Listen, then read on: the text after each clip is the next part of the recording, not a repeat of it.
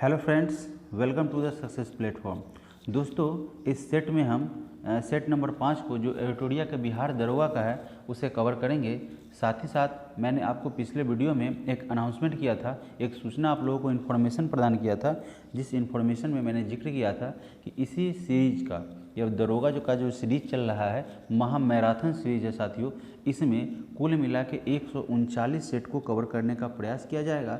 साथ ही साथ अगर समय बचता है तो यह 139 सेट से भी ज़्यादा सेट यहाँ पे डिस्कस किया जाएगा, डील किया जाएगा। तो साथियों, अगर आपने अभी तक इस चैनल को सब्सक्राइब नहीं किया है तो देर ना करें।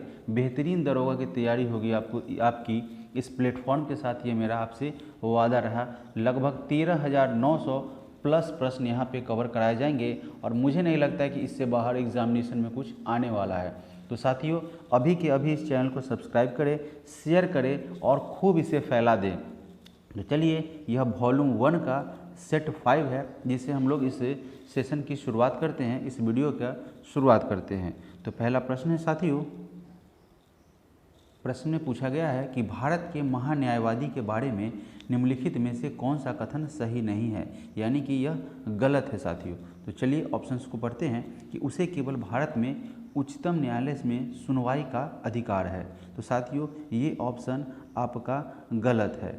साथियों, महान्यायवादी जो होता है वह भारत सरकार का विधि अधिकारी होता है, जिसे अटॉर्नी जनरल ऑफ इंडिया के नाम से जानते हैं। और साथियों, यह महान्यायवादी जो हैं उन्हें भारत के राज्य क्षेत्र के सभी न्यायालय में सुनवाई करने का अधिकार होता है, न कि केवल उच्चतम न्यायालय में। और बात किया जाए तो महान्यायवादी की नियुक्ति राष्ट्रपति के द्वारा की जाती है और वह महान्यायवादी जो है अटॉर्नी जनरल ऑफ इंडिया, वह राष्ट्रपति के प्रसाद पर्यंत पद धारण करते हैं और अपना कार्य संपादित करते हैं।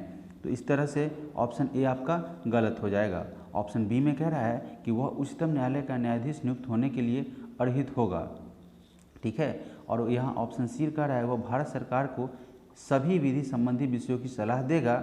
और ऑप्शन डी कह रहा है कि वह ऐसा पारिश्रमिक प्राप्त करेगा जो राष्ट्रपति अवधारित करे। तो मैंने अभी जस्ट जिक्र किया है कि वह राष्ट्रपति के प्रसाद पर्यंत पद धारण करते हैं, तो यानी कि सारे के सारे सही हो जाएंगे। ऑप्शन ए आपका गलत हो जाएगा। अगला प्रश्न है प्रश्न संख्या 2। प्रश्न संख्या 2 में कह रहा है कि निम्नलिखित में से कौन सा मूल अधिकार का भाग नहीं है। जो ऑप्शन में है साथियों, उसमें कौन जो है वह मूल अधिकार का इसमें से पार्ट नहीं है। तो शिक्षा का अधिकार मूल अधिकार के अंतर्गत आता है। और अस्पृश्यता के विरुद्ध अगर अधिकार की बात की जाए तो यह 17 के आर्टिकल 17 के अंतर्गत आता है, तो ये भी है। अल्पसंख्यकों के द्वारा शैक्षिक संस्था स्थापित करने का अधिकार है, तो आपका ये भी है। लेकिन पर्यावरण का संरक्षण मूल अधिकार के अंतर्गत नहीं आता। तो साथियों, आपका right answer option number D हो जाएगा। बात किया जाए तो भारतीय संविधान के भाग 3 के अनुच्छेद 12 से 35 तक कुल मौलिक अधिकार का जिक्र किया गया है। भारतीय संविधान के आर्टिकल 12 से 35 में यह कुल मौलिक अधिकार जो हैं उनका जिक्र किया गया है, जिसमें शिक्षा का अधिकार, अस्पृश्यता यानी कि छुआछूत होता है और उससे संबंधित अधिकार, इसके साथ ही साथ अल्पसंख्यक वर्ग के हितों का संरक्षण, ये सारे के सारे मौलिक अधिकार जो हैं आपके शामिल किए गए हैं। जबकि बात किया जाए पर्यावरण संरक्षण की, तो यह जो है संवर्धन और वन्य एवं वन्य जीवों की संरक्षा से संबंधित यह है और इसका जिक्र जो है नीति निर्देशक तत्व में शामिल किया गया है। अगला प्रश्न है प्रश्न संख्या 3। साथियों, प्रश्न को समझेंगे, अगर आपको रिवाइज करना होगा तो इस वीडियो को दोबारा से देखेंगे। और साथ ही साथ यह 5वां सेट है, कुल मिला के 1 से 4 सेट इस वीडियो पर अपलोड कर दिए गए हैं। अगर आपने उस वीडियो को अभी तक नहीं देखा है तो उसे आप पीछे जाके देख लेंगे। तो प्रश्न संख्या 3 में पूछा जा रहा है कि भारत में पहली बार महिलाओं को वोट देने का अधिकार किस अधिनियम के द्वारा प्रदान किया गया। तो साथियों, यह पहली बार महिलाओं को वोट देने का अधिकार भारत शासन अधिनियम 1919 के अंतर्गत प्रदान किया गया, उन्हें यह हक मिला था। और यह जो है मॉन्टेग्यू चेम्सफोर्ड सुधार, जिसे भारत शासन अधिनियम 1919 के द्वारा जाना जाता है, 1919 के नाम से जाना जाता है, उसमें महिलाओं को पहली बार यह वोट देने का अधिकार प्रदान किया गया। और उस समय बात किया जाए कि इंग्लैंड के प्रधानमंत्री, तो वह लॉयड जॉर्ज हुआ करते थे। कौन हुआ करते थे साथियों? लॉयड जॉर्ज उस समय ब्रिटेन के प्रधानमंत्री हुआ करते थे। अधिक से अधिक सर सुनेंगे, क्योंकि मैं इतने ज़्यादा फैक्ट बता रहा हूँ, एक दो फैक्ट नहीं बता रहा हूँ, तो वो क्या होगा कि लिखना संभव नहीं हो पाएगा, बहुत ज़्यादा समय आपका बर्बाद हो जाएगा। चलिए अगला प्रश्न है प्रश्न संख्या 4। भारतीय संविधान में गणतंत्रात्मक जो है एवं प्रस्तावना में स्वतंत्रता, समता और बंधुता शब्द किस देश से लिया गया है? तो साथियों इसे फ्रांस के संविधान से फ्रांस से अडॉप्ट किया गया है। बात किया जाए तो भारतीय संविधान में गणतंत्रता और प्रस्तावना में स्वतंत्रता, समता और बंधुता शब्द फ्रांस से लिया गया है। और इसके साथ ही साथ भारतीय संविधान में यह जो ऑस्ट्रेलिया से प्रस्तावना की भाषा, और बात किया जाए दक्षिण अफ्रीका की तो दक्षिण अफ्रीका से संविधान संशोधन की प्रक्रिया, और इसके अलावा अगर बात किया जाए जापान की तो जापान से विधि द्वारा स्थापित प्रक्रिया लिया गया है, एडॉप्ट किया गया है। बढ़ते हैं अगले प्रश्न की तरफ। प्रश्न संख्या 5 नंबर प्रश्न में पूछा गया है कि निम्न में से कौन सा व्यक्ति 1946 में गठित अंतरिम मंत्रिमंडल का सदस्य नहीं था? साथियों तो यह डॉक्टर एस राधाकृष्णन जो है वह अंतरिम सरकार जब गठित हुआ था तो उसमें इसके सदस्य नहीं थे। और कैबिनेट मिशन योजना जो है उसका आधार क्या था साथियों? तो वह 24 अगस्त 1946 की घोषणा हुई थी। उसके तहत नवनिर्वाचित संविधान सभा से 2 सितंबर 1946 को भारत की अंतरिम सरकार का गठन किया गया था। और इसमें क्या हुआ था? तो अगर बात किया जाए चक्रवर्ती राजगोपालाचारी की, तो यह जो थे शिक्षा मंत्री, कला एवं विज्ञान से संबंधित इनका संबंध था, इन्हें यह पद दिया गया था, मंत्री पदभार दिया गया था। बात किया जाए साथियों राजेंद्र प्रसाद की, तो वह खाद्य एवं कृषि मंत्री नियुक्त किए गए थे। और इसके साथ अगर बात किया जाए जगजीवन राम की, तो वह क्या थे साथियों? श्रम मंत्री थे। इसके अलावा अगर हम बात किए सरदार वल्लभ भाई पटेल को, तो वह उनको गृह विभाग, सूचना एवं प्रसारण विभाग प्राप्त हुआ था। फैक्ट तो बहुत सारे हैं साथियों, लेकिन हमें प्रश्न को भी कवर करना है, चूँकि हमने एक माउंट एवरेस्ट जैसा मिशन बना रखा है। तो चलिए बढ़ते हैं प्रश्न संख्या 6 की तरफ। प्रश्न संख्या 6 में कह रहा है कि कौन सा सही सुमेलित है? इसमें साथियों कौन सा सही है ऐसा पूछा जा रहा है। तो साथियों संघ राज्य क्षेत्र का जो प्रशासन है उसका वर्णन आर्टिकल 239 में किया गया है, तो ये आपका राइट है। बात किया जाए ऑप्शन बी की, तो राष्ट्रपति को किसी विधेयक पर अनुमति देने का अधिकार अनुच्छेद 111 के अंतर्गत किया गया है, तो ये भी आपका सही हो जाएगा। ऑप्शन नंबर सी की बात की जाए तो संसद के सत्र, सत्रावसान और विघटन अनुच्छेद 85 यानी कि 85 के अंतर्गत सम्मिलित है, तो ये भी साथियों आपके सही है, यानी कि ऑप्शन डी आपका राइट आंसर हो जाएगा। यानी सारे के सारे सही हैं, तो ऑप्शन डी आपका राइट आंसर हो जाएगा। अगला प्रश्न है प्रश्न संख्या 7 नंबर प्रश्न में क्या कह रहा है साथियों कि संविधान की अनुसूची 6, ठीक है, अनुसूची 6 जो है वह किस राज्य में लागू नहीं होती? साथियों तो बात किया जाए कि किन किन क्षेत्रों में यह लागू होती है, तो साथियों यह असम, मेघालय, त्रिपुरा तथा मिजोरम, इन राज्यों में इसे लागू किया गया है। साथियों कहाँ लागू किया गया है? तो असम में लागू किया गया है, ठीक है, मेघालय में लागू किया गया है, साथ ही साथ बात किया जाए तो त्रिपुरा और मिजोरम में लागू किया गया है, ठीक है। तो साथियों लागू कहाँ नहीं किया गया है? तो यहाँ सिक्किम और मणिपुर में लागू नहीं किया गया है, यानी कि ऑप्शन डी आपका राइट हो जाएगा। अगला प्रश्न है प्रश्न संख्या 8 नंबर प्रश्न में कह रहा है कि निम्नलिखित में से कौन सा एक भारत के संविधान का संघीय लक्षण है? साथियों यह पूछा जा रहा है कि भारतीय संविधान का इसमें से संघीय लक्षण कौन सा है। तो चलिए पढ़ते हैं कि भारत का संविधान क्या है साथियों? लिखित संविधान है, तो ये सही है। और कठोर संविधान है साथियों, कठोर तो नहीं कह सकते हैं, अंशतः थोड़ा मतलब अंशतः जो है थोड़ा कठोर और थोड़ा लचीला है। तो चलिए और पढ़ते हैं ऑप्शन नंबर 3 को, तो न्यायपालिका की सर्वोच्चता है और केंद्रीय एवं राज्य के मध्य शक्तियों का अभितरण है, तो यह जो है संघीय लक्षण है साथियों। तो यहाँ पे क्या हो जाएगा साथियों? 1, 2, 3 और 4 पूछा जा रहा है कि यह कौन सा लक्षण है? तो 1, 2, 3, 4 ये कठोर संविधान है और साथ ही साथ क्या है? थोड़ा लचीला भी है, तो ऑप्शन डी आपका राइट आंसर हो जाएगा। बात किया जाए भारतीय संविधान की, तो यह जो है भारत का संविधान जो है साथियों दुनिया का सबसे बड़ा संविधान है। बढ़ते हैं अगले प्रश्न की तरफ। प्रश्न संख्या 9।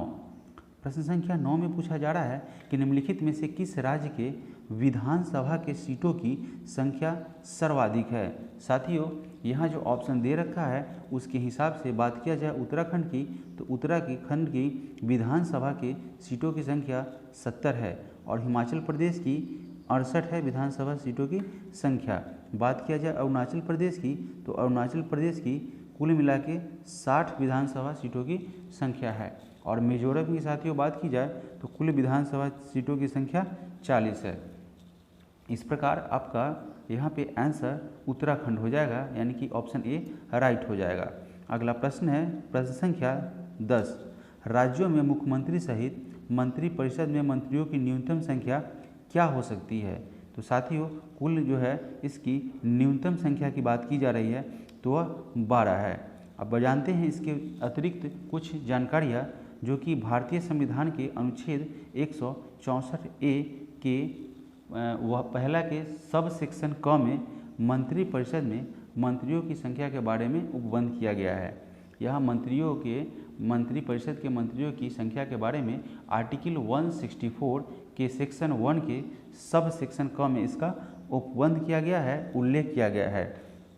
इसके अनुसार किसी राज्य के मंत्रिपरिषद में मुख्यमंत्री सहित मंत्रियों की कुल संख्या उस राज्य के विधानसभा के सदस्यों की कुल संख्या का 15% से अधिक नहीं होगी, ऐसा कंडीशन है साथियों। परंतु किसी राज्य में मुख्यमंत्री सहित मंत्रियों की संख्या 12 से कम नहीं होगी। चलिए, ये आपका राइट आंसर हो जाएगा ऑप्शन नंबर बी। अगला प्रश्न है प्रश्न संख्या 11 नंबर प्रश्न में पूछा जा रहा है साथियों कि संयुक्त राष्ट्र की आधिकारिक भाषाओं की संख्या क्या है। तो साथियों, कुल जो है इसकी आधिकारिक भाषा वह 6 है। जो कौन कौन सी है साथियों, तो वह 6 आधिकारिक भाषा जो है वह अंग्रेजी है, अरबी है, चाइनीज है, फ्रांसीसी है, रूसी है और स्पेनिश है। एक बार फिर से दोहरा देता हूँ, अंग्रेजी है, अरबी है, चीनी है, फ्रांसीसी है, रूसी है और स्पेनिश है। अगला प्रश्न है प्रश्न संख्या 12। तुल्लाल और थुलाल जो है वह किस राज्य की एकल व्यंग्यात्मक नृत्य शैली है। यह एक डांस कला है जो कि व्यंग्यात्मक है। तो पूछा जा रहा है कि यह किस राज्य की है। तो साथियों, यह तुल्लाल थुलाल नृत्य शैली जो है वह इसका संबंध, इस डांस का संबंध केरल से है। यह एक नृत्य है। इस नृत्य के उद्भव का क्षेत्र जो है केरल के प्रसिद्ध कवि कंचन नाम्बियार को दिया जाता है। यानी कि इस डांस को शुरुआत करने का श्रेय, इसको मतलब इस्टेब्लिश करने का अगर श्रेय दिया जाता है तो वह जो है वहाँ के कवि कंचन नाम्बियार, उन्हें यह दिया जाता है। अगला प्रश्न है प्रश्न संख्या 13। मेगुती के जैन मंदिर वर्तमान में किस राज्य में स्थित है। तो यह जैन मंदिर जो कि मेगुती का है वह साथियों कर्नाटका में स्थित है और कर्नाटका राज्य के बीजापुर में स्थित है साथियों। और यह मंदिर पुलकेशिन द्वितीय ने बनवाया था। यह कौन मंदिर है? मेगुती का जैन मंदिर, वह पुलकेशिन द्वितीय के द्वारा इसका निर्माण करवाया गया था। अगला प्रश्न है प्रश्न संख्या 14। प्रथम ओलंपिक खेलों का आयोजन किस देश में किया गया था। तो साथियों, इसका आंसर तो आप लोग जानते ही होंगे। इसका आयोजन ग्रीस में किया था। ग्रीस में इसकी शुरुआत हुई थी। प्रथम आधुनिक ओलंपिक खेल, जिसे यूनान कहा जाता था, यानी कि वर्तमान ग्रीस के हिसाब से अगर बात किया जाए, पहले पूर्व में ग्रीस कहा जाता था, यूनान की बात किया जाए तो राजधानी एथेंस जो है उसमें 1896 ईस्वी में आयोजित किया गया था। कब किया गया था साथियों? 1896 में। कहाँ पे? एथेंस में। आप इसे नोट भी कर सकते हैं और सुन भी सकते हैं। मेरे हिसाब से सुनने से ज़्यादा आपको याद होगी। कितना नोट कर पाएंगे आप? अगर बात किया जाए तो वर्ष 2020 में टोक्यो जापान में आयोजित किया गया और वर्ष 2024 में पेरिस में आयोजित किया जाएगा। 2024 की अगर बात किया जाए तो इसका आयोजन फ्रांस किया जाएगा, फ्रांस के पेरिस में। अगला प्रश्न है प्रश्न संख्या 15। The struggle for India's soul के लेखक कौन है। तो साथियों, इस पुस्तक को शशि थरूर के द्वारा लिखा गया है। शशि थरूर एक बेहतरीन ही लेखक हैं, साथ ही साथ एक बेहतरीन स्पीकर है। इंग्लिश की अगर जानकारी की बात किया जाए, इंग्लिश स्पोकन की जानकारी की बात की जाए तो ये कई भाषा में परंपरागत है और सबसे बेहतरीन इंग्लिश बोलते हैं। तो यह बात किया जाए the struggle for India solve की, तो यह शशि थरूर के द्वारा लिखा गया है। इसके साथ ही साथ बात की जाए सलमान खुर्शीद जो है उनके द्वारा सनराइज ओवर अयोध्या, ठीक है, सनराइज ओवर अयोध्या यह सलमान खुर्शीद के द्वारा लिखा गया है। और साथ ही साथ बात किया जाए लॉरेन एशर की, तो उनके द्वारा टर्म्स एंड कंडीशन लिखा गया है। समझे, ये आपको आसानी से मैं बता देता हूँ, T&C टर्म एंड कंडीशन। अगला प्रश्न है प्रश्न संख्या 16 में पूछा गया है साथियों कि लेट मी से इट नाउ, ठीक है, इस पुस्तक को किसके द्वारा लिखा गया है? तो साथियों इस पुस्तक को राकेश मारिया ने लिखा है। बात किया जाए प्रीति सुनाई की, तो प्रीति सुनाई ने ए प्लेस कॉल्ड होम इस पुस्तक का विमोचन किया। विमोचन तो किसी मंत्री के द्वारा किया गया है, तो इस पुस्तक को प्रीति सिन्हा ने लिखा है। और साथ ही साथ बात किया जाए विमल जलान की, तो विमल जलान ने द इंडिया स्टोरी लिखा है। आप ये याद रखेंगे, इंडिया स्टोरी, ठीक है, इंडिया स्टोरी जो है वह विमल जलान के द्वारा लिखा गया है, इंडिया स्टोरी, ठीक है, यह विमल जलान के द्वारा लिखा गया है। और बात किया जाए बिल गेट्स की, तो बिल गेट्स ने लिखा है how to prevent the next pandemic, यानी कि अगला जो है वो पेंडेमिक आया, जिससे कोरोना क्या था, एक महाआपदा था, तो उससे कैसे जो अपने आप को सुरक्षित किया जाए, प्लान किया जाए और कैसे लोगों को जागरूक किया जाए, इसके विषय में अगला प्लान कैसा हो, यह बिल गेट्स के द्वारा इसमें लिखा गया है और बहुत ही शानदार बुक है साथियों। अगला प्रश्न है प्रश्न संख्या 17 नंबर प्रश्न में पूछा गया है कि प्रथम आंग्ल बर्मा युद्ध की शुरुआत के समय भारत का गवर्नर जनरल कौन था साथियों? तो जब यह प्रथम आंग्ल बर्मा युद्ध शुरू हुआ था, तो साथियों यह कब हुआ था? 1824 से 26 में, 1824 से 26 में प्रथम आंग्ल बर्मा युद्ध हुआ था, यह लड़ा गया था। और 1826 ईस्वी में बर्मा एवं अंग्रेजों के बीच यांडूब की संधि हुई थी। और 1824 ईस्वी में बैरकपुर का सैन्य विद्रोह भी इन्हीं के समय में हुआ था। तो किन के समय में हुआ था साथियों? लॉर्ड एमहर्स्ट, ठीक है, जिनका कार्यकाल साथियों 1823 से 1828 तक था। इनकी कार्यकाल की बात की जाए साथियों, तो इसका कार्यकाल जो है ये जो है आपका 1824 से 26 ये बर्मा युद्ध हुआ था, उस समय की बात है। और लॉर्ड एमहर्स्ट का कार्यकाल की बात किया जाए तो इनका कार्यकाल है साथियों 1823 से 1828 तक। अगला प्रश्न है प्रश्न संख्या 18, भारतीय ट्रेड यूनियन कांग्रेस के पहले अध्यक्ष कौन थे? तो साथियों वह लाला लाजपत राय थे, जो कि भारतीय ट्रेड यूनियन कांग्रेस के पहले अध्यक्ष हुआ करते थे। और बात किया जाए इस ट्रेड यूनियन की, भारत ट्रेड यूनियन कांग्रेस की स्थापना तो यह एन.एम. जोशी के द्वारा 31 अक्टूबर को किया गया था। इसकी स्थापना साथियों 31 अक्टूबर को की गई थी और यह 1920 को बम्बई में की गई थी। और कब किया गया था? 31 अक्टूबर 1920 को बम्बई में की गई थी इसकी स्थापना। किसकी? भारतीय ट्रेड यूनियन कांग्रेस की। इसके प्रथम अध्यक्ष लाला लाजपत राय थे। और बात किया जाए इसके उपाध्यक्ष के, तो जोसेफ बैप्टिस्टा जो है इसके उपाध्यक्ष थे एवं महामंत्री दीवान चमनालाल बजाज थे। अगला प्रश्न है प्रश्न संख्या 19, 1938 में भारतीय राष्ट्रीय कांग्रेस के अध्यक्ष निर्वाचित हुए थे।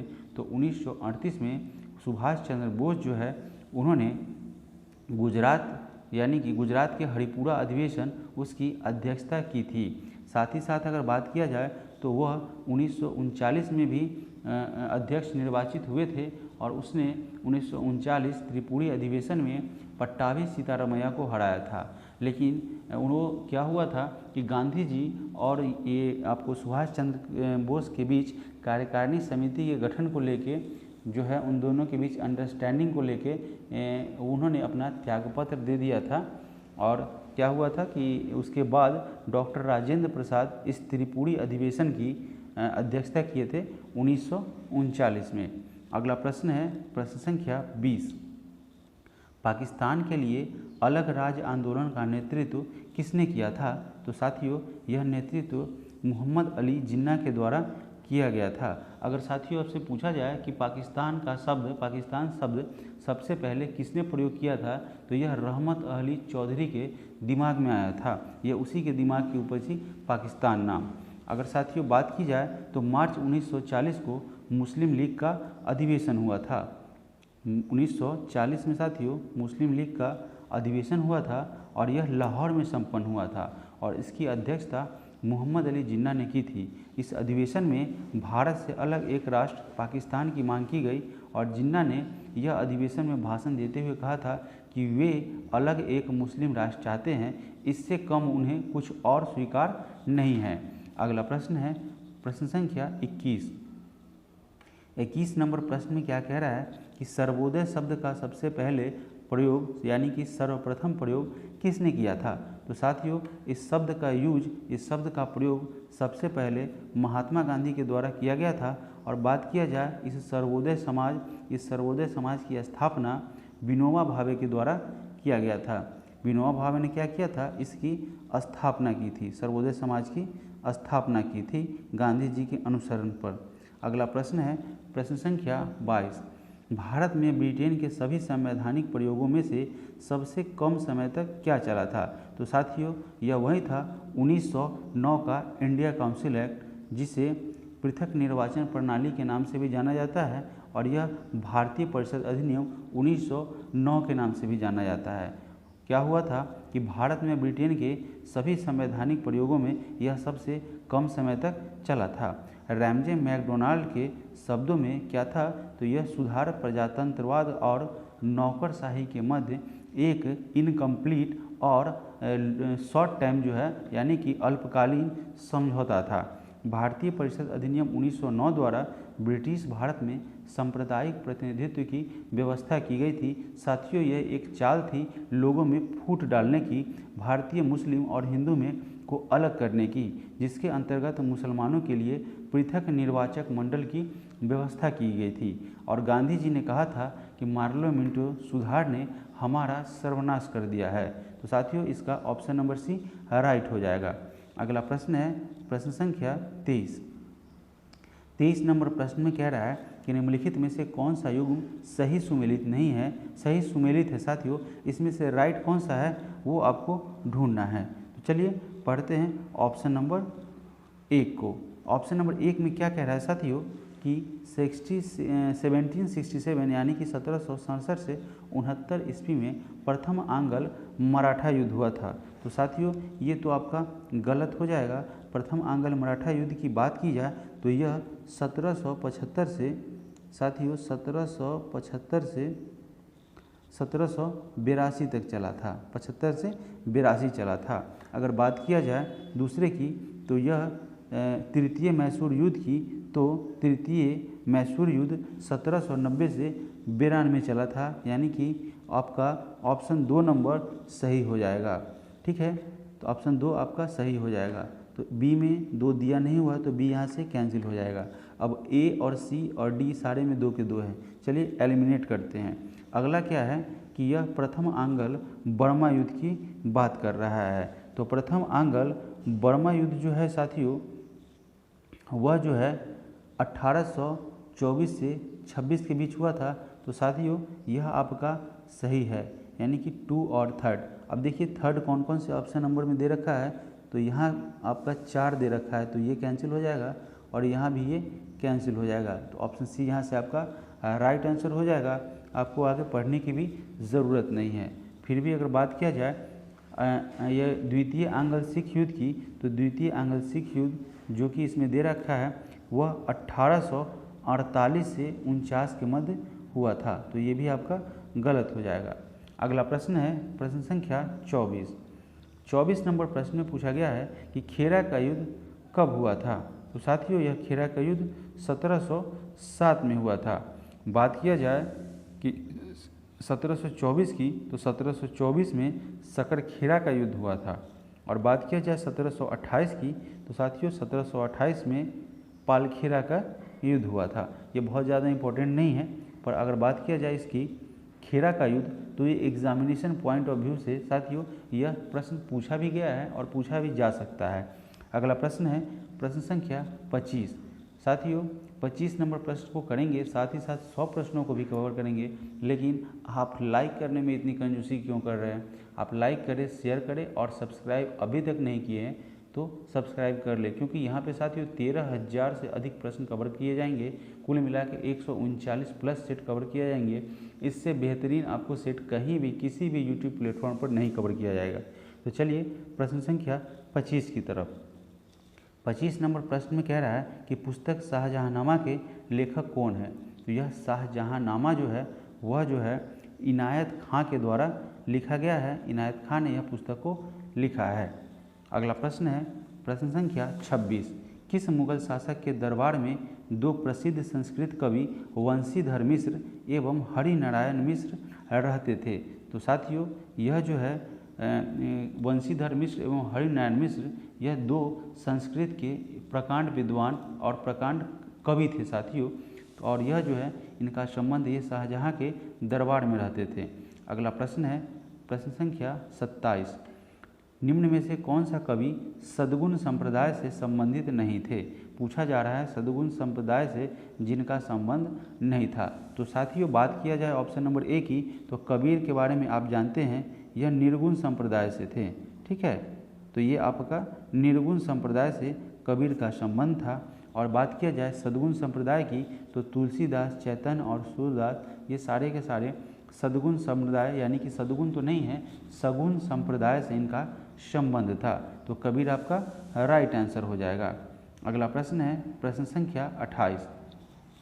देवल अंतर्राष्ट्रीय बंदरगाह के रूप में प्रसिद्ध है। देवल क्यों प्रसिद्ध है साथियों? तो यह जो है सल्तनत काल में यह अंतर्राष्ट्रीय जो है अंतर्राष्ट्रीय लेवल का पोर्ट हुआ करता था, यानी कि बंदरगाह हुआ करता था। किस काल में साथियों?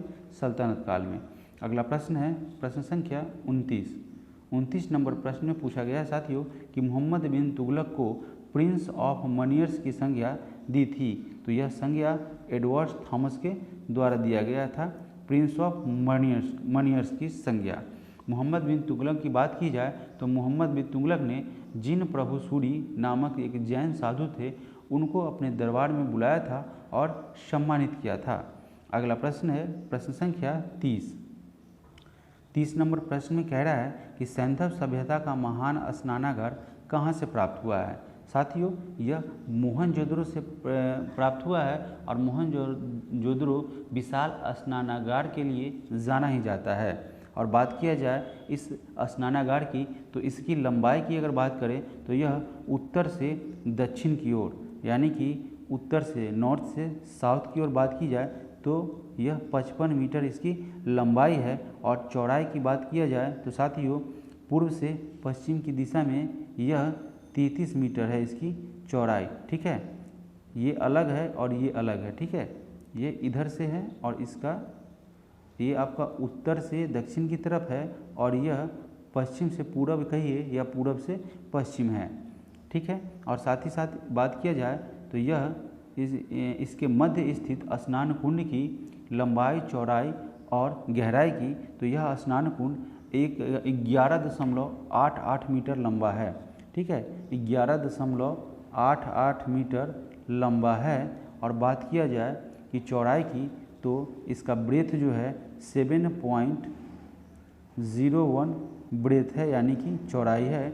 और डीप यानी कि गर्थ की बात की जाए, डीप यानी कि 2.43, ये डीप मतलब गहराई समझिए साथियों। डी का मतलब गर्त होता है, गड्ढा होगा, मतलब गहराई कुंड होगा। तो 2.43 मीटर इसकी गहराई है। अगला प्रश्न है प्रश्न संख्या 33। 33 नंबर प्रश्न में कह रहा है कि 95वां 95th जो है वह ऑस्कर अवार्ड के तहत नाटू नाटू गाने को सर्वश्रेष्ठ गाने का अवार्ड दिया गया है। इस गाने के संगीतकार कौन है साथियों? तो इस गाने के संगीतकार है M.M. कीरवानी। ठीक है, अगर बात किया जाए यह नाटू नाटू की, तो यह RRR मूवी का सॉन्ग है। और अगर आपसे ये प्रश्न किया जाए कि RRR के यानी कि RRR के निर्देशक कौन है, तो SS राजामौली है। अगला प्रश्न है साथियों, प्रश्न संख्या 34। गैस अथॉरिटी ऑफ इंडिया यानी कि गेल के नए महानिदेशक कौन बने हैं? तो साथियों संदीप कुमार गुप्ता है, जिन्हें गेल के नए निदेशक के रूप में नियुक्त किया गया है। अगर गेल की स्थापना की बात की जाए तो साथियों इसकी स्थापना 1984 में हुई थी और इसके नए निदेशक संदीप कुमार गुप्ता बने हैं। और बात किया जाए तो अभी वर्तमान में महारत्न कंपनियों की संख्या कुल मिला के 12 हो गई है। अगला प्रश्न है प्रश्न संख्या 35। 35 नंबर प्रश्न में पूछा गया है कि INS वेला स्कॉर्पियन श्रेणी की पनडुब्बी को किस देश ने विकसित किया है? तो साथियों यह फ्रांस के द्वारा विकसित किया गया है। INS वेला स्कॉर्पियन श्रेणी की एक पनडुब्बी है जिसे फ्रांस के द्वारा विकसित किया गया है। और बात किया जाए तो राफेल लड़ाकू विमान को भी फ्रांस के द्वारा ही विकसित किया गया है। अगला प्रश्न है प्रश्न संख्या 36। हाल ही में आए मैट्स तूफान का नामकरण किस देश के द्वारा किया गया है?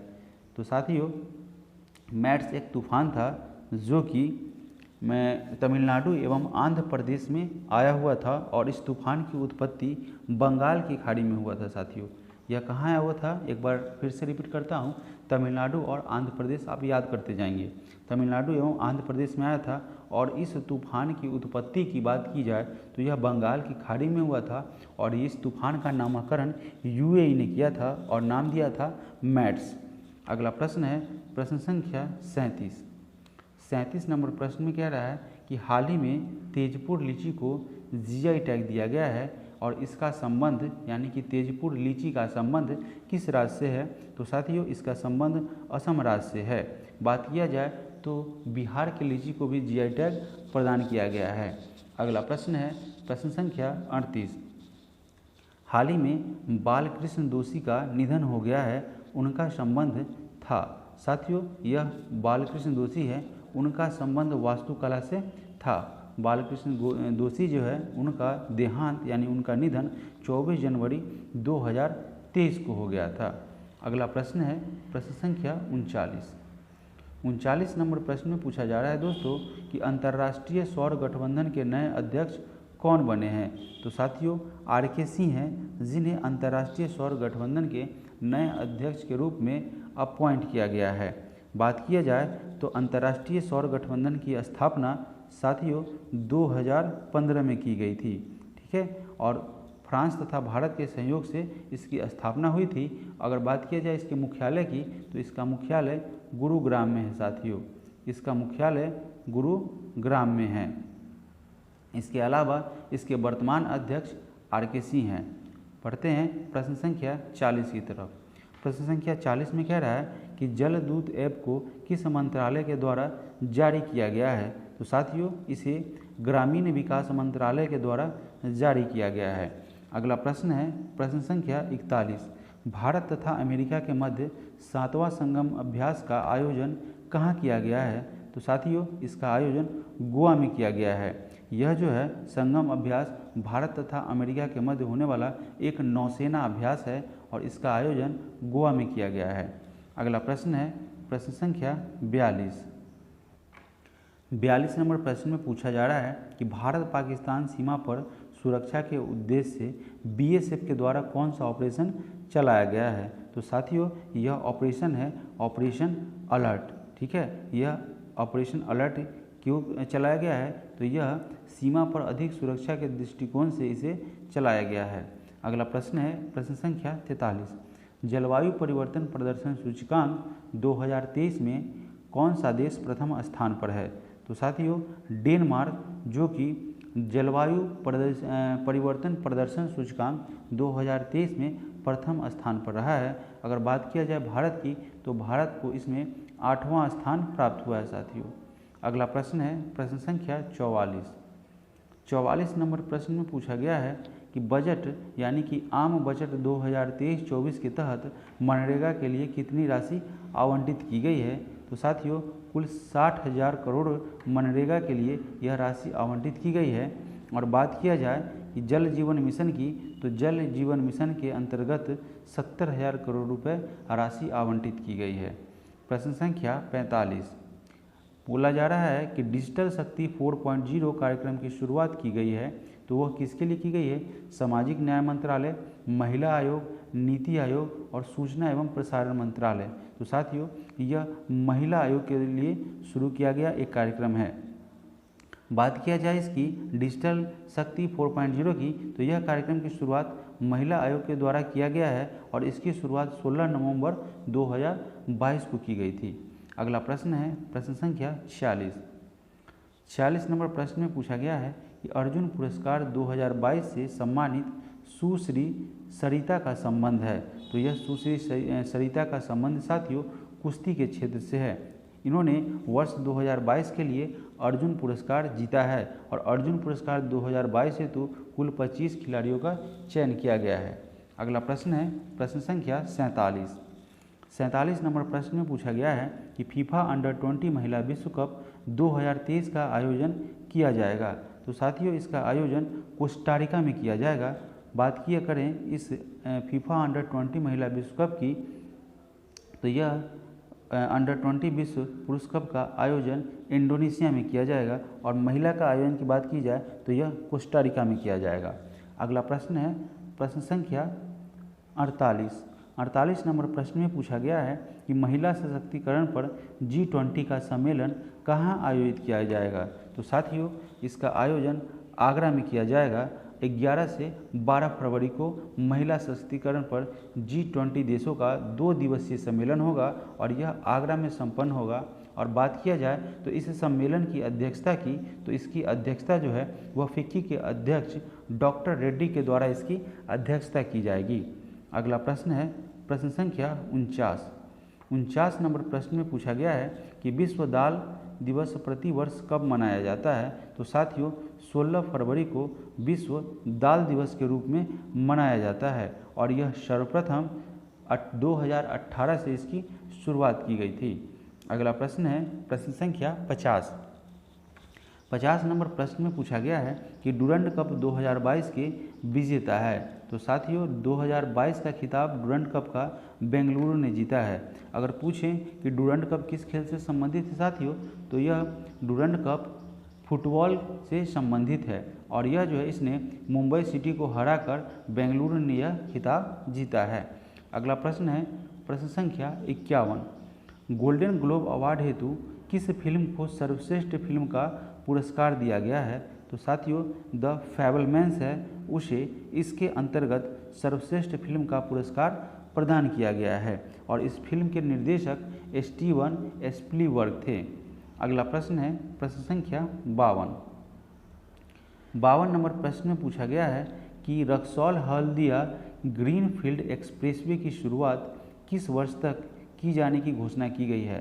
तो साथियों, इसे ऐसा टारगेट किया गया है कि इसे 2023 तक शुरू कर दिया जाएगा और बिहार के रक्सौल से पश्चिम बंगाल के हल्दिया तक यह ग्रीनफील्ड का निर्माण 2023 तक शुरू करने का एक लक्ष्य निर्धारित किया गया है। और बात किया जाए तो इसकी कुल लंबाई 695 किलोमीटर होगी और एक लागत का अनुमान है कि यह लगभग 54,000 करोड़ इसकी लागत होगी। अगला प्रश्न है प्रश्न संख्या 53। हाल की घोषणा के अनुसार बिहार के किस जिले में वाटर स्पोर्ट्स सेंटर खोलने की घोषणा की गई है। तो साथियों, यह वाटर स्पोर्ट्स जो है उसे खोलने की घोषणा कैमूर में की गई है और यह घोषणा केंद्रीय जल शक्ति मंत्रालय के द्वारा बिहार के कैमूर जिले में यह वाटर स्पोर्ट्स सेंटर के खोलने के लिए घोषणा किया गया है। अगला प्रश्न है प्रश्न संख्या 54 नंबर प्रश्न में पूछा गया है अभी हाल ही में किस पार्टी को राष्ट्रीय पार्टी का दर्जा दिया गया है। तो साथियों, वह आम आदमी पार्टी है जिसके प्रमुख जो है वह अरविंद केजरीवाल है और साथ ही साथ दिल्ली के चीफ मिनिस्टर है अर्थात मुख्यमंत्री है। अगर बात किया जाए कि यह राष्ट्रीय पार्टी के दर्जा की, तो यह राष्ट्रीय पार्टी की दर्जा जो है वह कुल मिला के वर्तमान में भारत में 8 पार्टियों को यह राष्ट्रीय पार्टी का दर्जा प्राप्त है और गुजरात इलेक्शन 2012 के बाद आम आदमी पार्टी को यानी कि आप को राष्ट्रीय पार्टी का दर्जा दिया गया। अगर आपसे पूछे कि भाई राष्ट्रीय पार्टी का दर्जा किसके कारण प्राप्त होता है, क्या क्या मानदंड है इसको, तो साथियों कुछ मानदंड के बारे में चर्चा करते हैं। होता यूँ है कि अगर कोई पार्टी 4 या अधिक राज्यों में चुनाव लड़ रही होती है, उसके आधार पर सिर्फ ये नहीं है, क्राइटेरिया और भी है, मतलब कुछ 4 कारणों हैं जिसके कारण से अगर कोई पार्टी 4 या अधिक राज्यों में चुनाव लड़ रही होनी चाहिए। दूसरी बात की जाए तो इन चुनाव में कम से कम उस पार्टी को 6% से माने कुल वोट जो है कम से कम 6% आना चाहिए।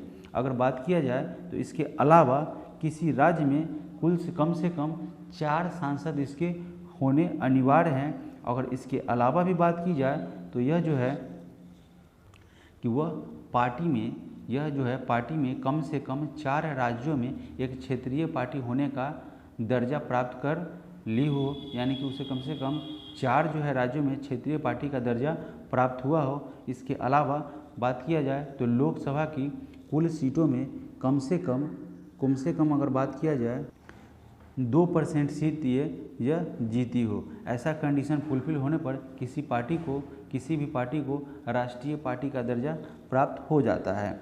अगला प्रश्न है प्रश्न संख्या 55।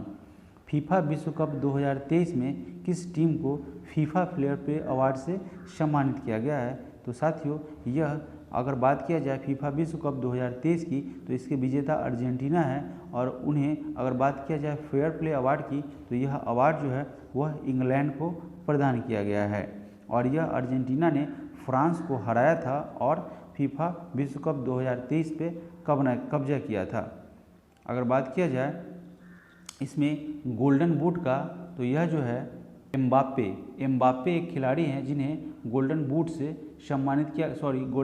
सम्मानित किया गया है, और गोल्डन बूट की बात की जाए तो यह लियोनेल मेसी को प्रदान किया गया है। अगला प्रश्न है प्रश्न संख्या 56 नंबर प्रश्न में कह रहा है कि भारत वन स्थिति रिपोर्ट 2021 के अनुसार सर्वाधिक मैंग्रोव वाले राज्य कौन से हैं? तो साथियों, पश्चिम बंगाल जो है वहाँ पे सबसे ज़्यादा मैंग्रोव वन क्षेत्र है, जो कि कुल मैंग्रोव जो है उसके अनुसार अगर भारत में बात किया जाए कुल मैंग्रोव क्षेत्र का तो वह 4992 यानी कि 4992 वर्ग किलोमीटर तक मैंग्रोव क्षेत्र है, जिसमें से सबसे ज़्यादा पश्चिम बंगाल में है और दूसरे स्थान पर गुजरात है।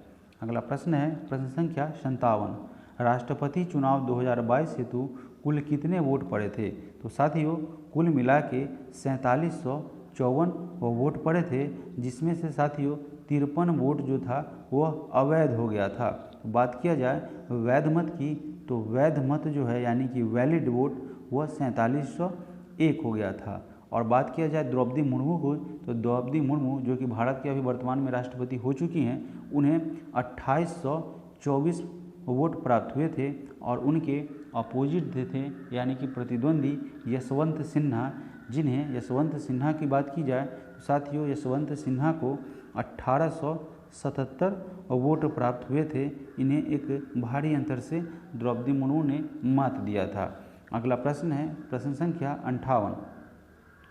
58 नंबर प्रश्न में पूछा गया है निम्नलिखित में से कौन सा ग्रह सबसे कम समय में सूर्य का चक्कर लगाती है? तो साथियों, बुध जो है वह सूर्य के सबसे नज़दीक स्थित ग्रह है और वह सबसे छोटा है आकार की दृष्टि से, और यह मात्र 88 दिनों में साथियों सूर्य का एक चक्कर लगा लेती है। अगला प्रश्न है प्रश्न संख्या 59। विश्व के 2 सबसे छोटे महाद्वीप हैं। साथियों, अगर बात किया जाए सबसे छोटे महाद्वीप की विश्व के तो यह ऑस्ट्रेलिया तथा यूरोप है। ऑप्शन नंबर ए आपका राइट हो जाएगा। अगर बात किया जाए क्षेत्रफल की दृष्टि से महाद्वीपों का आरोही क्रम तो साथियों सबसे छोटा है ऑस्ट्रेलिया, फिर उसके बाद यूरोप, फिर अंटार्कटिका, यानी कि ये असेंडिंग ऑर्डर में है, बढ़ते क्रम में है। तो ये ऑस्ट्रेलिया से शुरुआत होगी, फिर यूरोप, फिर उसके बाद आर्कटिका, फिर बढ़ते बढ़ते दक्षिण अमेरिका, फिर उत्तरी अमेरिका, फिर अफ्रीका और अंत में एशिया, यानी कि सबसे बड़ा एशिया हो गया। अगला प्रश्न है प्रश्न संख्या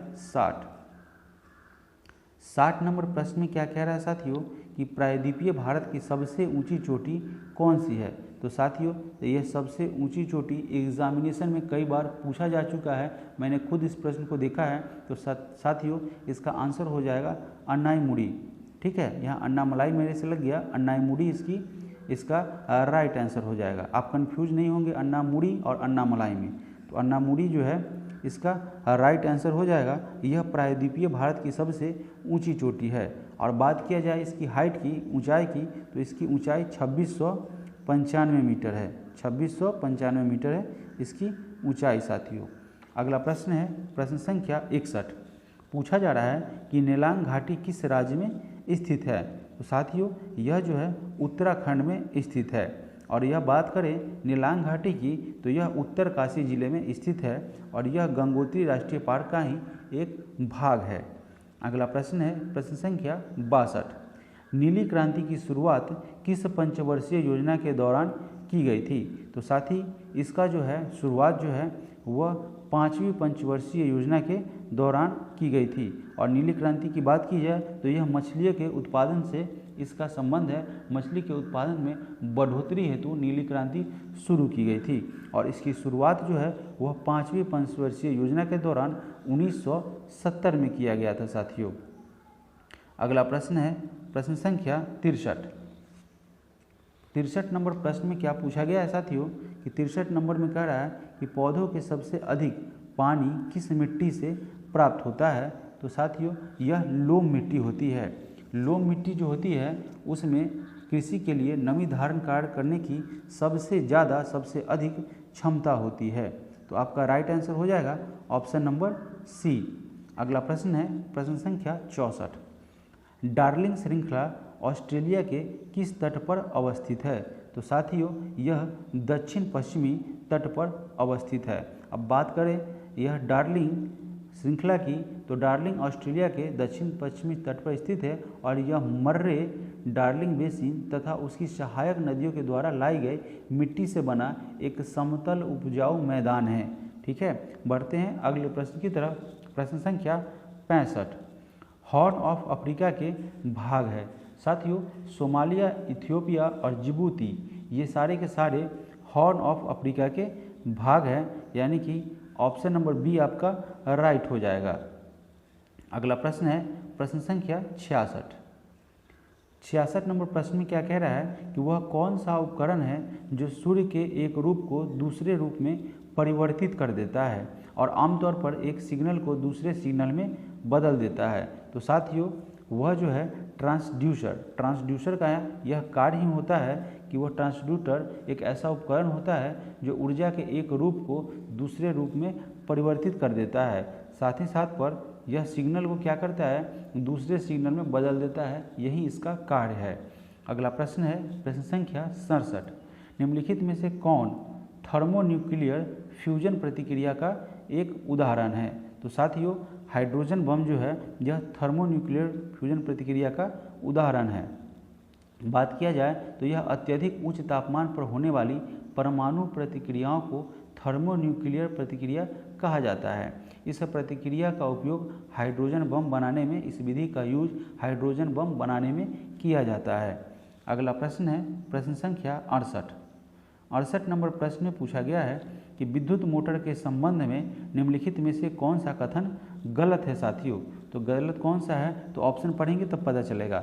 विद्युत मोटर में विद्युत ऊर्जा को यांत्रिक ऊर्जा में बदलने की क्षमता होती है या परिवर्तित करती है, तो ये आपका राइट आंसर हो जाएगा। अब बात किया जाए ऑप्शन बी की तो दिष्ट धारा और सर्वात्रिक विद्युत मोटर, ये विद्युत मोटर जो है उसके प्रकार है, तो ये भी आपका सही हो जाएगा। ऑप्शन सी में पूछा जा रहा है, यानी कहा जा रहा है कि विद्युत मोटर केवल दिष्ट धारा के द्वारा संचालित होते हैं, ये आपका गलत हो जाता है।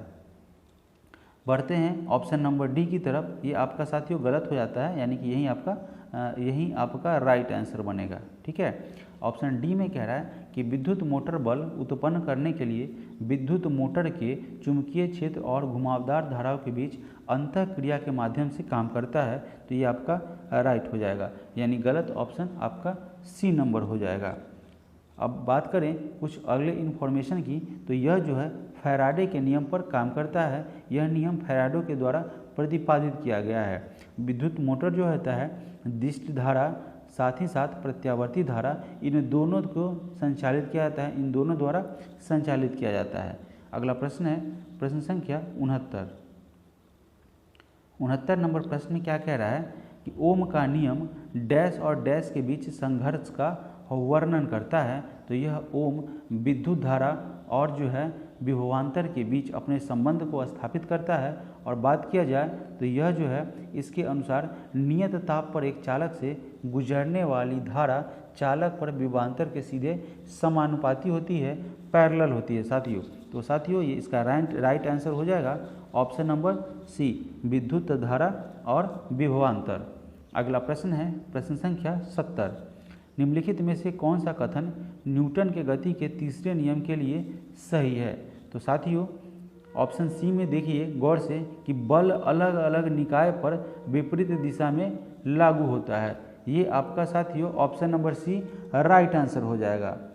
अगला प्रश्न है प्रश्न संख्या 71। 71 नंबर प्रश्न में पूछा गया है कि निम्नलिखित में से किस प्रकार की किरणें पृथ्वी के वायुमंडल में प्रवेश नहीं कर पाती? तो साथियों यह एक्स किरणें जो है, एक्स किरणें वह पृथ्वी के वायुमंडल में प्रवेश नहीं कर पाती है। क्यों नहीं कर पाती है? तो एक्स किरणें एक प्रकार का विद्युत चुम्बकीय विकिरण है जिसकी तरंगदैर्घ्य जो है वह 10⁻⁻10 से 10⁻⁻8 मीटर होता है। इसकी तरंगदैर्घ्य जो होती है साथियों 10⁻⁻10 से 10⁻⁻8 के बीच होती है। हाँ, और यह चिकित्सा में निदान के लिए सर्वाधिक प्रयोग किया जाता है। अगला प्रश्न है प्रश्न संख्या 72। निम्न में से क्या तरंग की विशेषता नहीं है साथियों? तो तरंग की विशेषता तरंग में आवृत्ति होती है, आयाम होती है, तरंगदैर्घ्य होता है और माध्यम इसकी विशेषता नहीं है। ये आपका राइट आंसर हो जाएगा। अगला प्रश्न है प्रश्न संख्या 73। 73 नंबर प्रश्न में पूछा गया है साथियों कि इनमें से कौन सा रासायनिक परिवर्तन का एक उदाहरण है? कौन सा इसमें रासायनिक परिवर्तन है, चेंजिंग है? तो यह है निष्क्रियकरण साथियों। वह परिवर्तन जिसमें एक अथवा एक से अधिक नए पदार्थ बनते हैं। मैंने ये प्रश्न पिछले समय भी कराया हुआ है। तो यह जिसमें एक अथवा एक से अधिक नए पदार्थ बनते हैं उसे रासायनिक परिवर्तन कहा जाता है। और बात किया जाए उदासीनीकरण यानी कि निष्क्रियकरण की, तो यह एक प्रकार का रासायनिक परिवर्तन होता है। अगला प्रश्न है प्रश्न संख्या 74। निम्नलिखित में से किसने यह प्रस्तावित किया था कि प्रत्येक तत्व में एक विशेष परमाणु द्रव्यमान होता है? तो साथियों यह सिद्धांत जो है डाल्टन महोदय के द्वारा प्रतिपादित किया गया था। डाल्टन ने क्या कहा था कि परमाणु सिद्धांत के नाम से इनका जो है वह सिद्धांत जो है वह परमाणु सिद्धांत के नाम से प्रचलित है। इन्होंने प्रस्तावित किया था कि प्रत्येक तत्व में एक विशेष परमाणु द्रव्यमान होता है। अगला प्रश्न है प्रश्न संख्या 75। 75 नंबर प्रश्न में कह रहा है कि लोहे को कठोर और मजबूत बनाने के लिए इसमें क्या मिलाया जाता है? साथियों इसमें इसको कठोर बनाने के लिए थोड़ा सा कार्बन मिलाया जाता है। शुद्ध रूप जो होती है, शुद्ध रूप लोहे का, उसका क्या होता है कि स्ट्रेंथ यानी कि उसकी ताकत जो होती है, कठोरता, वो थोड़ी सी कम होती है। और इसे कठोर बनाने के लिए इसमें इसकी सामर्थ्यता को बढ़ाने के लिए कार्बन को मिलाया जाता है। अगला प्रश्न है प्रश्न संख्या 76। क्वेश्चन नंबर 76 में क्या पूछा है कि इलेक्ट्रॉन की वह अधिकतम संख्या यानी कि इलेक्ट्रॉन की वह अधिकतम संख्या जो बाह्यतम कक्षा में रह सकता है। तो साथियों यह इलेक्ट्रॉन की वह अधिकतम संख्या 8 है जो इसकी बाह्यतम कक्षा में रह सकता है। अगला प्रश्न है प्रश्न संख्या 77। 77 नंबर क्वेश्चन में पूछा गया है कि निम्नलिखित में से किस नियम के अनुसार गैस का आयतन गैस के दाब के व्युत्क्रमानुपाती होता है? तो साथियों यह है बॉयल का नियम। बॉयल ने यह नियम दिया था। इस नियम के अनुसार स्थिर ताप पर किसी गैस का आयतन गैस के दाब के व्युत्क्रमानुपाती होता है। यानी कि यह भी जो है इस तरीके से उन्होंने यह सिद्धांत को प्रतिपादित किया था। आप इसे देख लें एक बार। अगला प्रश्न है प्रश्न संख्या 78। हो सकता है ऑप्शन में ये ना लिखे, डायरेक्टली आपका ऑप्शन में ये उनका सिद्धांत जो है, ये फॉर्मूला है वो दे दे, तो आपको यहाँ से भी पकड़ना पड़ सकता है। अगला प्रश्न है प्रश्न संख्या 78। पीएच मान में 7 से 14 में हुई वृद्धि निम्न में से किसका प्रतिनिधित्व करती है? तो साथियों यह जो है OH निगेटिव यानी कि ऋणात्मक आयन सांद्रता में वृद्धि को इंगित करती है। तो आपका ऑप्शन नंबर डी में दे रखा है माइनस के बारे में यानी कि ऋणात्मक के बारे में। यह आपका राइट आंसर हो जाएगा। बात करें तो किसी भी विलयन का पीएच मान एक संख्या है जो किसी विलयन की अम्लता और क्षारकता को दर्शाती है। किसी भी विलयन का पीएच मान जो है वह संख्यात्मक रूप से द्रवीभूत हाइड्रोजन आयन और H धनात्मक के विक्षोभ, H प्लस कहिए, H धनात्मक ज़्यादा समझ में आएगा, तो के विक्षोभ के लघु गुणक के बराबर होता है। और बात किया जाए तो पीएच मान में 7 से 14 की वृद्धि होती है। अगला प्रश्न है प्रश्न संख्या 79 नंबर प्रश्न में क्या पूछ रहा है कि फ्लोरीन, क्लोरीन और ब्रोमीन, आयोडीन तथा एस्टेटीन की सामान्यतः किस नाम से जाना जाता है? तो साथियों इसे हैलोजन के नाम से जाना जाता है। आवर्त सारणी के वर्ग 17 में स्थित 5 तत्वों जो कि फ्लोरीन है, क्लोरीन है, ब्रोमीन है, आयोडीन है और एस्टेटीन को समानतः हैलोजन के नाम से जाना गया है। इस तत्वों में एस्टेटीन यानी कि एटी एक रेडियो एक्टिव तत्व विद्यमान होता है। अगला प्रश्न है प्रश्न संख्या 80। निम्नलिखित 4 तत्वों में से 3 तत्व किसी न किसी प्रकार से एक समान है जबकि एक भिन्न है। कौन सा तत्व भिन्न है? तो साथियों यह पोटेशियम जो है यह जर्मेनियम, सिलिकॉन और गैलियम से भिन्न है। ऐसा क्यों है कि जर्मेनियम, सिलिकॉन तथा गैलियम जो है वह तत्व सारणी पी ब्लॉक के तत्व में, जबकि पोटेशियम को एस ब्लॉक के अंतर्गत रखा गया है। इसी कारण से वह पोटेशियम इससे भिन्न है। पोटेशियम एस ब्लॉक का है जबकि ये तीनों के तीनों साथियों इनका जो है इनको पी ब्लॉक में रखा गया है। अगला प्रश्न है प्रश्न संख्या 81 नंबर प्रश्न में पूछा गया है कि अमोनियम सल्फेट का रासायनिक सूत्र क्या होता है? तो साथियों इसका रासायनिक सूत्र NH4 और SO4 होता है।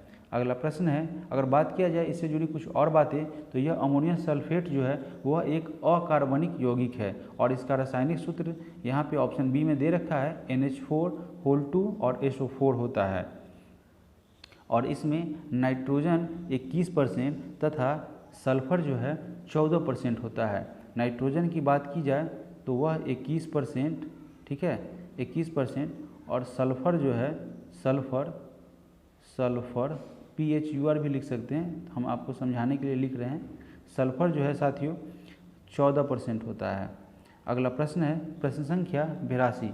केंद्रक और कोशिका झिल्ली के बीच जो है अगर बात किया जाए अगर प्रश्न संख्या 82 की तो साइटोप्लाज्मा की बात जब भी आती है तो आप बहुत ही शानदार प्रश्न है और इजी ही प्रश्न है। अगर आप प्रश्न को समझ जाएंगे तो आंसर आपके सामने आ जाएगा।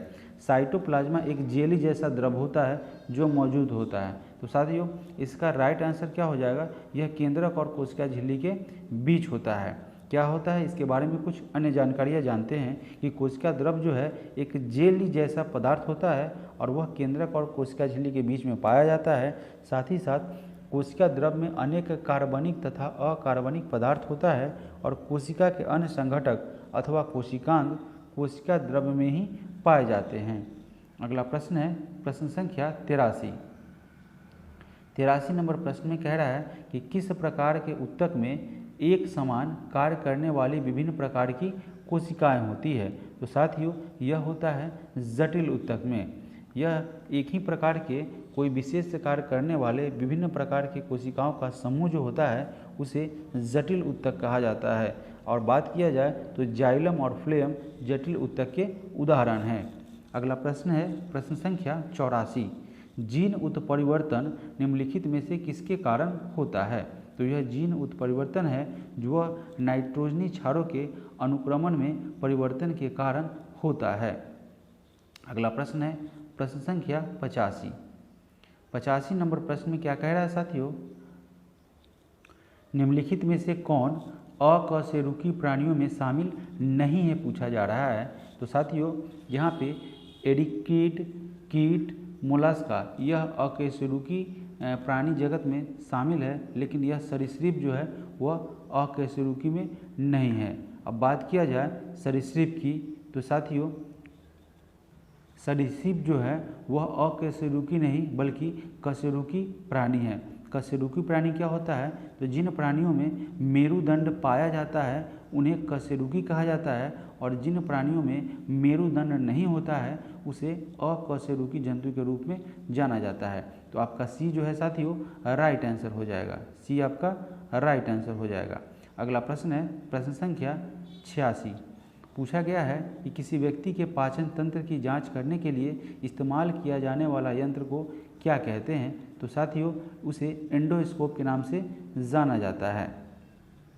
एंडोस्कोप एक ऐसा उपकरण है जिससे शरीर के आंतरिक अंगों की जांच की जाती है, जबकि अगर बात किया जाए साथियों माइक्रोस्कोप की, तो यह माइक्रोस्कोप का उपयोग आँख न दिखने यानी कि आँखों के प्रॉब्लम की अगर बात किया जाए, अगर जिसका मान लीजिए कि आप किसी भी सूक्ष्म जीव को, किसी छोटे से छोटे चीज़ को नहीं देख पाते हैं, तो उसे हम क्या करते हैं माइक्रोस्कोप के द्वारा देखते हैं, आँखों को सुविधा पहुंचाते हैं। मतलब आँखों के द्वारा कोई अगर वस्तु को नहीं देखा जाए जो एकदम नगण्य है, तो उसे माइक्रोस्कोप के द्वारा देखा जाता है।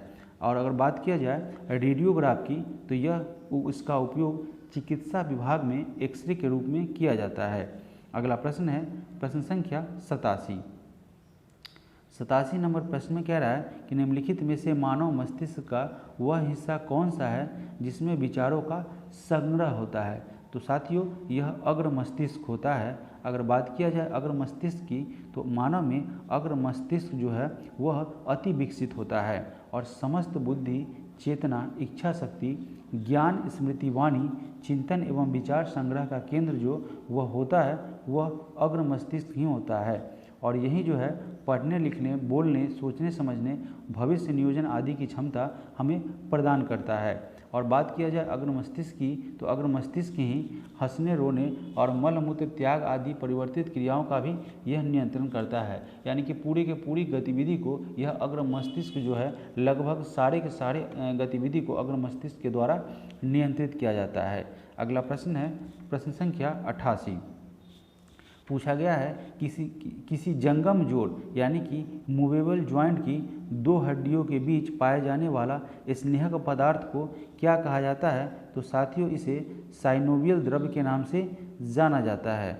अब जानते हैं यह जो है क्या होता है कि यह स्नेहक पदार्थ साइनोवियल द्रव्य इसे मूवमेंट में सहायता प्रदान करता है।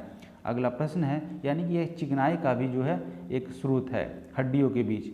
अगला प्रश्न है आयोडीन निम्न में से किसके संश्लेषण के लिए आवश्यक है?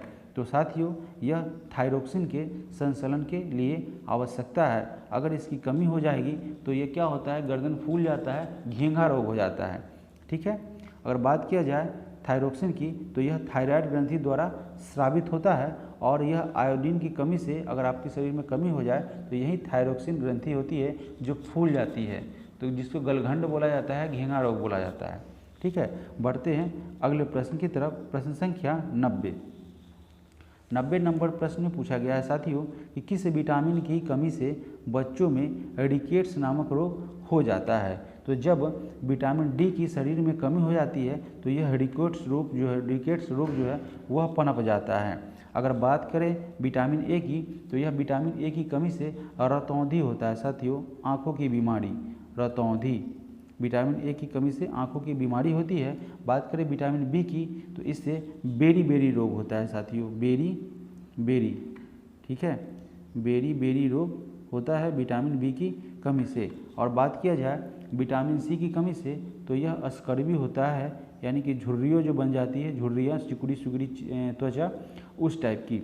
अगला प्रश्न है प्रश्न संख्या 91 नंबर प्रश्न में कह रहा है कि मानव में बैक्टीरिया के संक्रमण का सबसे आम इलाज क्या है? तो साथियों यह सबसे आम इलाज एंटीबायोटिक्स है। एंटीबायोटिक्स क्या करता है साथियों?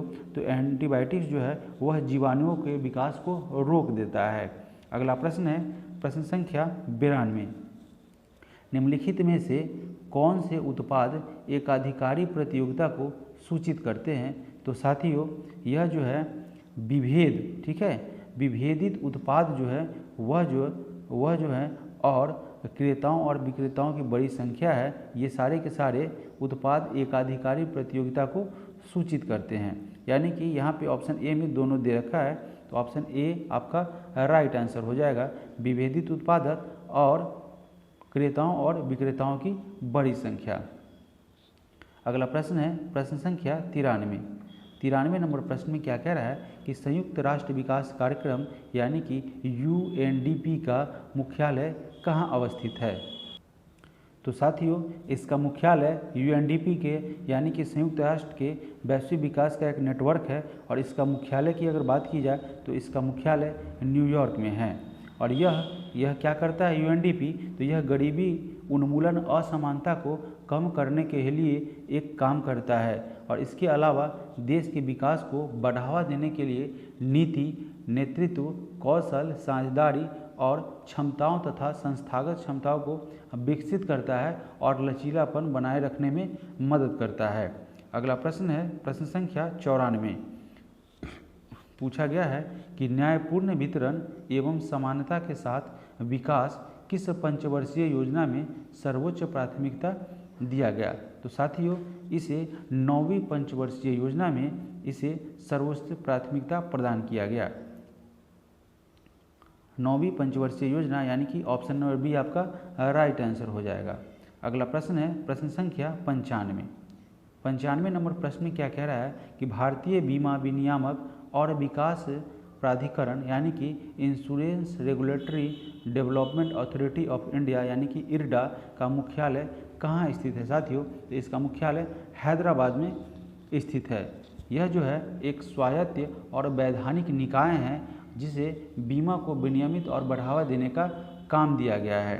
अगला प्रश्न है साथियों कि वह छोटी से छोटी संख्या क्या होगी जिसे 12, 15, 21, 36 से भाग देने पर क्या बचेंगे, 7 बचेंगे। तो साथियों इसके लिए क्या करना है कि इसका LCM लेना है। अगर आप LCM लेंगे तो जो भी नंबर आएगा आप बताइए उस नंबर को 12 से डिविजिबल देंगे, भाग देंगे, डिवाइड करेंगे तो कोई शेष बचेगा नहीं। चाहे उसे 12 से करे, 15 से करे, 21 से करे, 36 से करे अथवा 48 से करे। इसके LCM के इसका जो LCM निकल के आएगा उसे इनमें से किसी भी नंबर से आप डिवाइड करेंगे तो क्या होगा, पूरा का पूरा कटेगा। तो इसके लिए जो LCM आएगा उसमें हमको क्या कर देना है, नहीं बचे उसमें, यानी कि बचे, पूरा का पूरा कटना नहीं है, बचना है शेष, तो वह क्या होगा 7 उसमें ऐड कर देना होगा।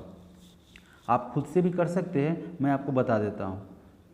करना ये है कि देखिए 12, 15 और 21, साथ ही साथ 36 और साथ ही साथ 48, इस सब का अगर आप LCM लेते हैं, इस सारे का LCM साथियों क्या आ जाता है, आप लेंगे सॉल्व करेंगे, आपको LCM तो लेने आता ही होगा, तो 50, 40 हो जाएगा, ठीक है। और इस 50, 40 को यानी कि 5040 को 12 से डिवाइड करेंगे तो पूरा पूरा कटेगा, शेष नहीं बचेगा।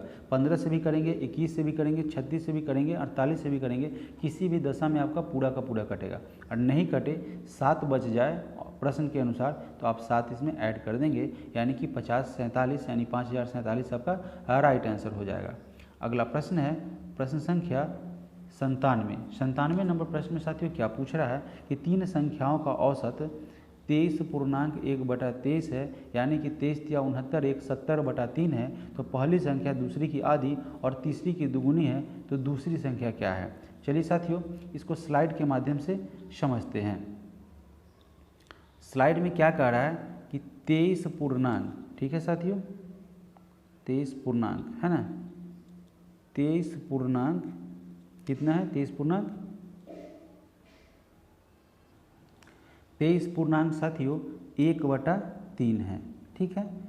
यह क्या है, 3 संख्याओं का औसत है, ये औसत दे रहा है ना 3 से डिवाइड करके, तो हम इसका अगर कुल अंक निकालेंगे तो ऐसे तो अभी इसको तोड़ेंगे तो यह आएगा 70/3, यह औसत है।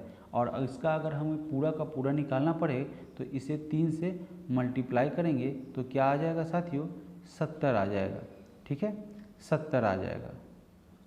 अब मान लेते हैं कि पहली संख्या क्या है साथियों, तो पहली संख्या, ठीक है, फर्स्ट नंबर मान लेते हैं कि वह x रही होगी, ठीक है। चलिए प्रश्न को पढ़ते हैं। पहली संख्या दूसरी की आधी है, यानी कि सेकेंड नंबर की यह आधी है, तो सेकेंड नंबर इसका क्या होगा, बात से समझिए। पहली संख्या आधा है किसका, सेकेंड का, तो सेकेंड नंबर इसका दुगुना होगा, जाहिर सी बात है। फिर क्या कह रहा है, पहली संख्या दूसरी की आधी है और तीसरी की ये दुगुनी है, यानी कि यह जो है ये दुगुनी है, यानी कि तीसरा क्या होगा, इसका आधा होगा, समझ रहे हैं बात को? फिर से समझेंगे। तीसरी जो संख्या है यानी कि यह संख्या इस पहली संख्या की क्या है, आधी है, यह आधी है, तो यह क्या होगा साथियों, दुगुनी हो जाएगा, सॉरी आधी होगा ना, तो यह जो है x/2 हो जाएगा। ठीक है, अगर प्रश्न नहीं समझ में आ रहा है तो मैं एक बार फिर से रिपीट कर देता हूँ। बोला जा रहा है कि पहली संख्या जो है वह दूसरी की आधी है, तो दूसरी की आधी जो है वह पहली है ना, पहली संख्या दूसरी की आधी है, तो यह अगर मान लीजिए पहली x है और यह आधा है तो इसका दोगुना होगा। ठीक है, अब बात किया जाए पहली का संदर्भ दे रहा है तीसरी से, तो तीसरी का यह क्या है, यह दोगुना है, ये दोगुना है तो यह आधा होगा, जाहिर सी बात।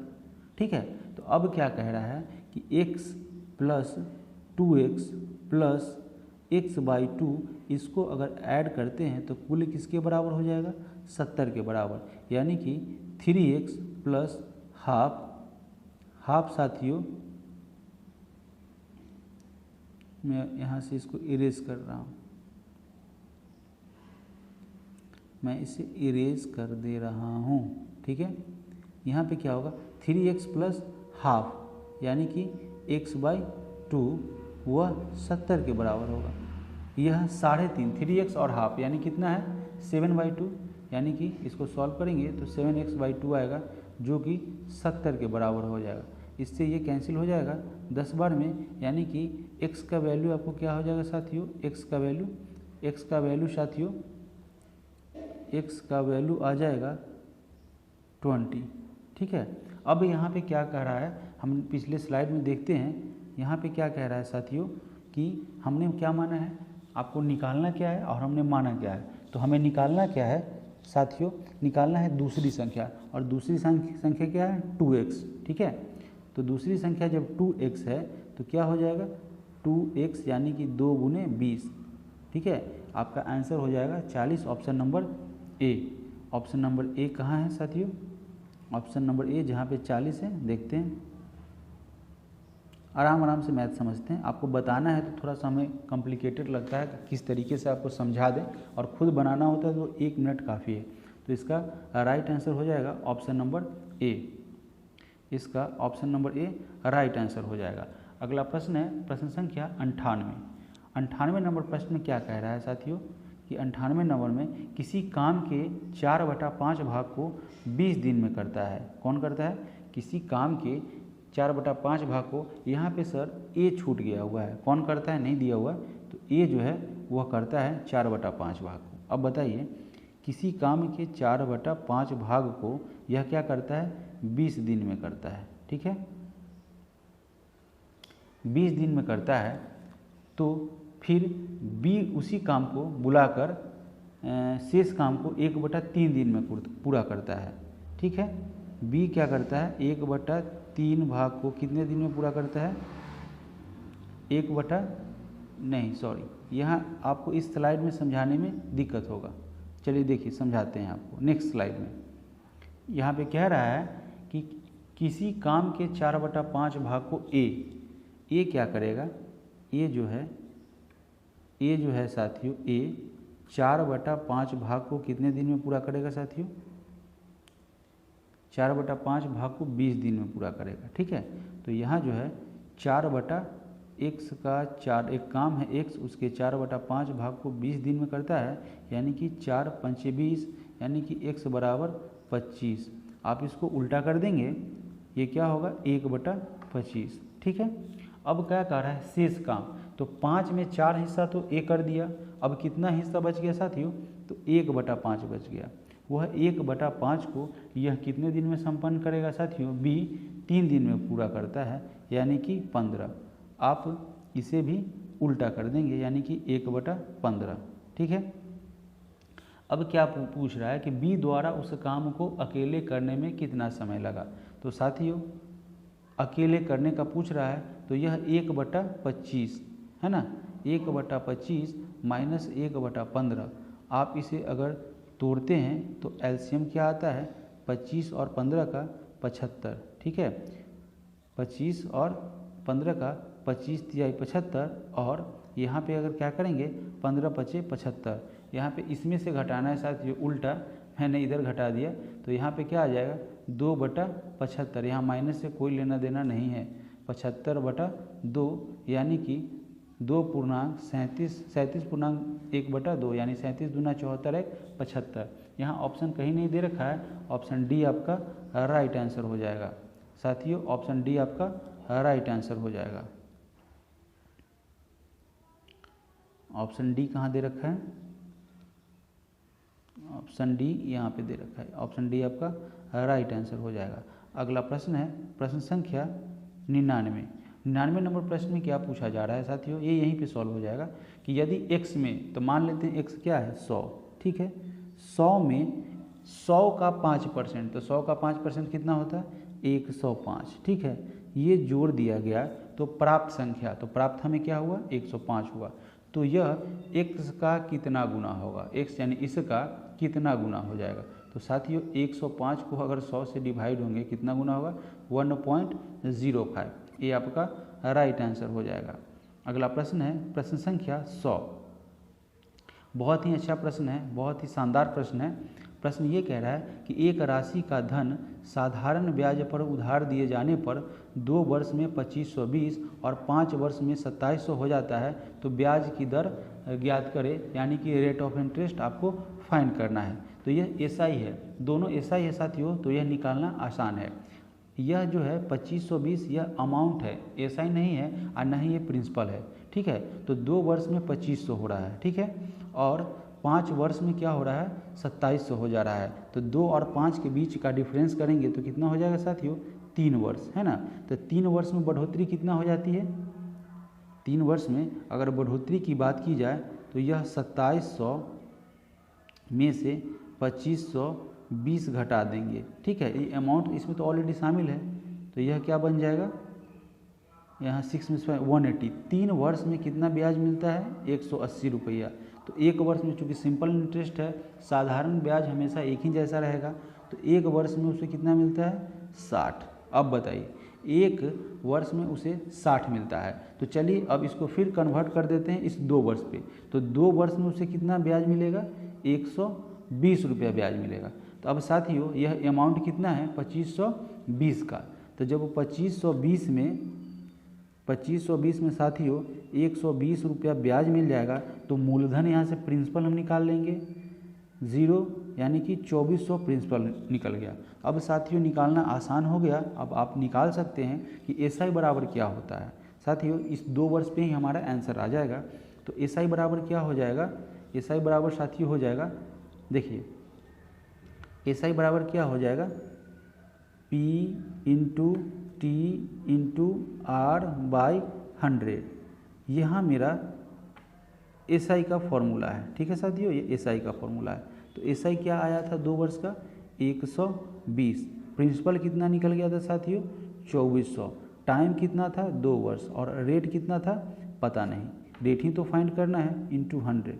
अब देखिए बाइसियम करें या डायरेक्ट यहाँ से इसे काट देते हैं, ठीक है। 12 दूनी 24 यानी कि 20 यहाँ पे है, ठीक है, 20 पंचे 100, 5 यहाँ पे है, ठीक है। अब यहाँ पे क्या होगा साथियों 2R/5 और इधर क्या हो जाएगा 1, यह 5 उधर जाके मल्टीप्लाई हो जाएगा, तो क्या हो जाएगा 2R बराबर 5, यानी कि R बराबर 5/2, यानी कि साथियों 2.5% इसका राइट आंसर हो जाएगा। अब देखिए साथियों 2.5 किस ऑप्शन नंबर में दिया हुआ है, तो देखते हैं ऑप्शन नंबर यहाँ पर, ऑप्शन नंबर साथियों ऑप्शन नंबर किस में दे रखा है, ऑप्शन नंबर यहाँ पे बी में आपका दिया हुआ है, तो बी आपका राइट आंसर हो जाएगा। साथियों इस तरीके से सेट नंबर 5 कंप्लीट हुआ और हम लगातार बने रहेंगे, आप बिल्कुल भी पैनिक नहीं होंगे, सारे सेट्स दरोगा का यहाँ पे कवर होएगा और आप, मुझे तो लगता है कि इससे बेस्ट स्ट्रेटजी, इससे ज़्यादा सेट आपको कहीं भी सॉल्व नहीं किया जाएगा जिसमें सारे के सारे प्रश्न आ जाएंगे। तो साथियों अभी तक अगर आपने इस चैनल को नहीं सब्सक्राइब किया है, आप पहली बार इस चैनल पर आ रहे हैं, तो ज़रूर सब्सक्राइब करें, शेयर अधिक से अधिक करें और लाइक करना बिल्कुल नहीं भूलें। साथियों आप सभी लोगों का इस सेशन में बने रहने के लिए बहुत बहुत धन्यवाद। आपके सहयोग की हमें बहुत ज़रूरत है। आपके बने रहने से, आपके लाइक से, आपके कमेंट से और आपके शेयर करने से मेरे में एक और शक्ति प्रज्वलित होगी और वह मुझे अधिक करने के लिए मुझे उत्साहित करेगी। तो आप सभी लोगों का बहुत बहुत धन्यवाद। थैंक यू सो मच साथियों।